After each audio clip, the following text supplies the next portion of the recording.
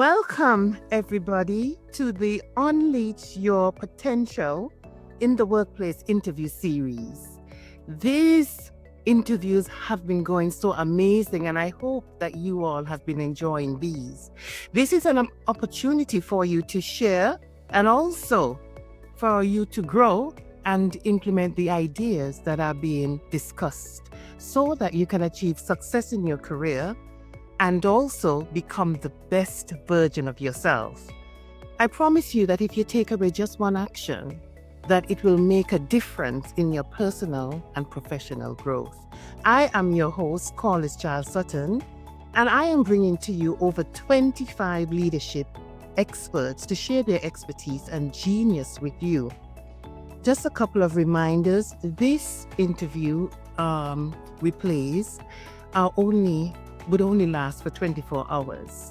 But if you want unlimited access so that you can look at these videos in your own leisure, then you should click on the VIP access. That way you can look at it at your convenience and in your own time. But today I am delighted to welcome you to a phenomenal lady in the name of Crenée Salone. I want you guys to make sure that you grab a pen and a paper because she's got a lot of information to share with you.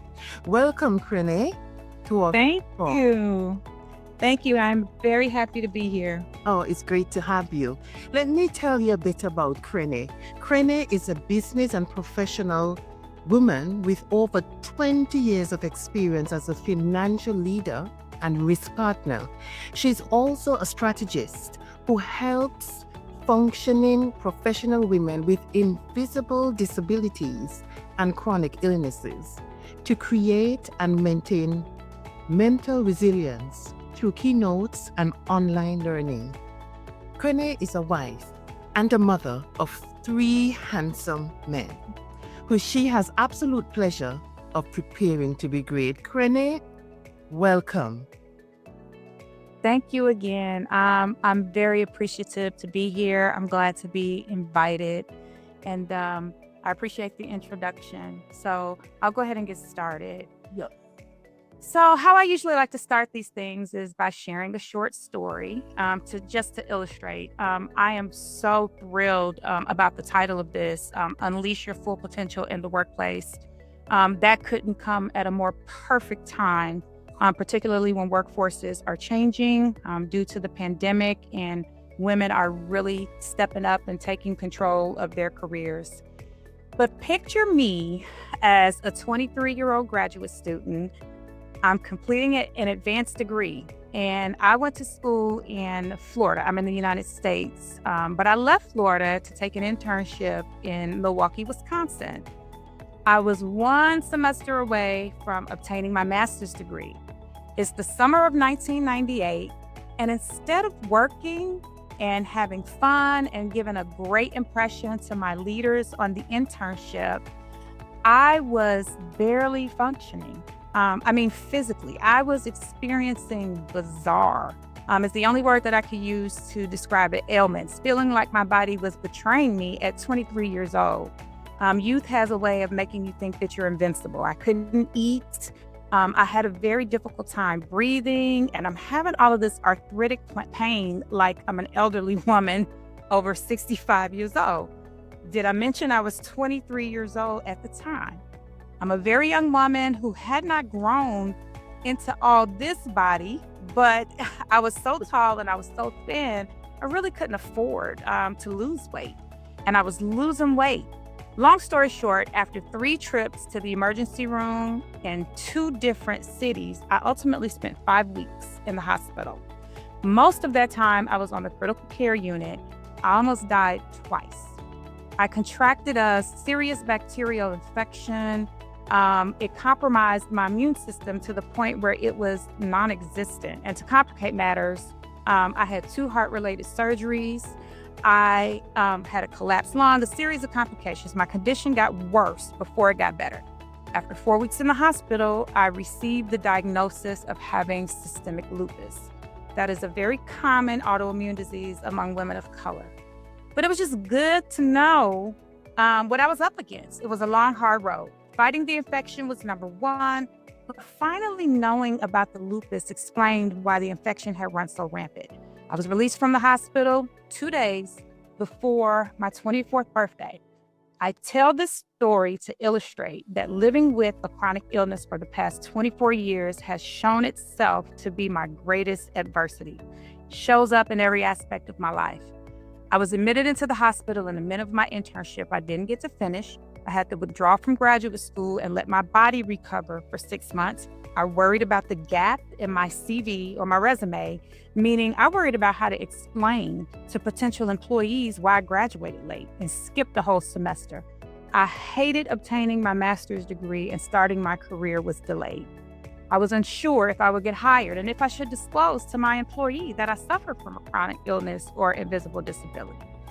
I had doubts about everything. It took years for me to get to a place where I could finally unleash my full potential in the workplace. So I'm going to share 5 tips that help me do just that. And I'm going to share my screen, and I'm just going to take you guys quickly through a visual aid and take notes if you like. But this pitch in PowerPoint will be available and posted for everyone to see at the link at the bottom. So I am going to start with, again, overcoming your adversity. A Lioness Without Limits is the name of one of my classes. This is Unleash Your Full Potential in the Workplace. Success is in your DNA. I know this seems like I'm stating the obvious, but adversity is inevitable. Just as sure as you live and breathe, you will face challenges and adversity in all stages of your life. Excuse me. So the first tip that I would like to share is mastering your emotions. If you do not master your emotions will master you. Compartmentalizing, when you compartmentalize things, sometimes you can have things that show up at home that come from work. You can have an argument or a disagreement with a coworker at work, then you end up bringing that home. Same thing, you can have a disagreement or argument at home that shows up at work. So some of the key points is to not allow your external circumstances to dictate your mood. I gave a great example of that. You know, our moods change depending on what is driving us. Make a conscious effort to be healthy in your mind, body, and spirit. Eat well, sleep, and move about. And to me, the most important thing is take notice of what triggers you. The one thing that used to really trigger me is being so young. And because I had, invisible disability, that's why it's called an invisible disability. Is because I am so sorry. But when you have an invisible disability, when people look at you and you look like you're perfectly fine, yet you have all these things and all these health issues, and people would say to me, "Oh, you're too young to be having health issues. Are you sure about that?" So when you're able to demonstrate emotions that are appropriate to the situation, and over time, I learned not to let that bother me. Emotional mastery is key to unleashing our full potential in anything that we pursue. I'm going to move on to the second tip. The second tip is optimism and positivity. I can't stress this anymore. Do your best to stop negative thoughts dead in their tracks. You can be around people who are negative that don't understand your situation. The second one is my favorite one. Reframe situations by finding a positive way of explaining disappointing events. Again, we're going to face adversity. Things are going to disappoint us, but we have to remember to find a way to kind of reframe that. And we oftentimes have to talk to ourselves. I talk to myself all the time. I have a mirror that sits on my desk. And when I'm trying to get out of my own head and get these negative thoughts out of my head, my son will pop his head in the door and say, "Mom, who are you talking to? You're not on the phone." I'm talking to myself, son. I have to reframe situations in a positive way. Also, optimism must be realistic. We are not talking about pie in the sky optimism. It must be realistic in order for it to be productive. I'm going to move on to the next tip. Tip number 3 is opportunities. In my opinion, when you are faced with challenges and adversity, you have to look for the opportunity in that. With great challenges come great opportunities. Adverse times require a new mindset. The most challenging experiences provide amazing learning, and we should take this time to reflect and refine. Even in my situation, as a working professional, I actually hid my illness for years. And it wasn't until I talked to someone about it, how they said, Crenée, you can really reach your potential and you can help others if you share your experience. So there are opportunities in adversity. Tip number 4, and if this is the thing that I wanted to focus on the most, cultivate faith, courage, and resilience. Those 3 words are very powerful words. Learning how to flow with life's changes with grace and presence. Now, obviously, when you look at that on a page, it's a lot easier read, said, than done. But we have to. Even if that means learning to meditate and be still during chaos or whatever method centers you, whether it's prayer, please take advantage of those things, because that is how we face adversity and that is how we move forward. And resilience is the ability to bounce back and recover even when all seems lost. My last tip number 5, if I had to leave you all with one thing, make humor your ally. I know it seems a little off-centered when you are facing challenges and when you're facing adversity, but finding humor in the face of adversity can be very healing. Laughter is healing. Talking to your friends, having a girlfriend day. Laughter does not discredit your pain. It actually draws on positive emotion. Anything that lightens the mood in the face of adversity and chaos should be welcomed. So I have a recap slide here. Again, this presentation will be available to all of you when you click on that link. But tip number 1 was master your emotions, having optimism and positivity, opportunities, cultivating faith, courage, and resilience, and making humor your ally. And I thank you so much for this platform. I think these tips are very important, and I hope that I'm able to help someone today, or you can pass this along to someone that you know needs to hear this. This is really good. Just stepping back a bit, Crenée, on your success story. You shared a very inspirational story on how you overcame adversity. It wasn't easy, particularly with the illness that you had, the chronic illness that you have. What was the turning point for you? The turning point for me, I would say about 10, 12 years into my career, I had an amazing mentor. Who I shared this with because I never shared it with anyone. I was terrified to share with my leaders, with anyone who hired me for a new job at a new company or a new role, because you don't want to seem less than. You don't want to be looked at as needing extra help or, giving extra privilege. So I shared it with an amazing mentor, and she told me, and she shook her head to me, and she said, it grieves me that you don't see the opportunity in this, Crenée. She said that basically what she told me, you can unleash your full potential by releasing this. You have to be an advocate for yourself in your workplace, and you tell your leaders what you need. And in doing that, you also are able to mentor and help others.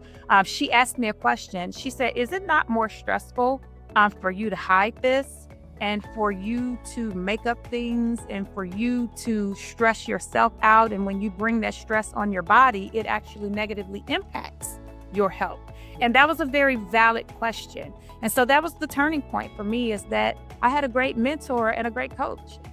And this is why we do these sessions. That's right. And so what is it that you would like to leave the audience with? I know you shared some beautiful slides, but if you've got to say one or two things, what is it that you would want? What was the most powerful thing that helped you to unleash your full potential despite your illness? What would you say that is? Learning how to advocate for myself. I think that we, women, anyone, if you are an entrepreneur, if you work for yourself, if you are in corporate America, or whatever you do for a living, I think the most important thing that we have to internalize is learning how to speak up and advocate for ourselves and the things that we need to be productive. Because if we don't do that, we stand on the sidelines of not only of our careers, but we stand on the sideline of our lives. And that is one thing that is most important to me, as I try to teach my boys that very same thing. If you don't speak up, if you don't advocate for yourself, you will have other people making decisions for you that will impact you, and not always in a positive way. So if that's the one thing that I had to leave with this audience, is to be a strong advocate for yourself. It's great to have cheerleaders. It's great to have partners, business partners. It's great to have friends, but you have to be your biggest advocate. Yeah, that is good. You see, the other thing, Crenée, everybody goes through something in life, or even in your career. Everybody goes through something. And so my advice to the audience is that you do not have to suffer in silence. Whatever you go through can be an inspiration to somebody else. And you must focus on sharing the outcome of that story, because it will serve as a motivator. And that's the same thing that you did, Crenée. You basically didn't stay stuck. There were other capabilities that you had, and you shone. So this is a very powerful message to the audience who's listening, that you can overcome any adversity once you've got faith and you've got trust and you take action. You can overcome the adversity. So Crenée, what is the free offer you're going to leave with the audience today? Sure. You click on the link, and the free offer that I would leave with my audience is it will take you to a survey that it will give you an opportunity to kind of take a survey to see if you would be a good fit for any of my programs. And I'm also offering a free 45-minute coaching session valued at $200. And like I said, I would also have these 5 tips in this presentation out there for you guys to download and take with you. Very, very good. So my lovely audience, please click on the link below to access Crenée's free offer. There are so many programs that Crenée has, and I'm sure one of them may appeal to yourself.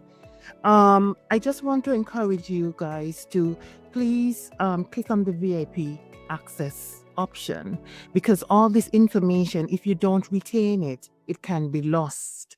And these are some powerful things. You may not go through adversity now, but throughout your career, trust me, there are going to be highs, there are going to be lows, and you've got to learn to know how to avoid those pitfalls, how to master your emotion, how to stay positive, how to cultivate faith, courage, and resilience. You've got to know these. So I encourage you to click on the VIP link so that you can store this in your database. And when it's necessary, you can even share it with a friend when it's necessary. So Crenée, any last words from you to the audience? Any parting words?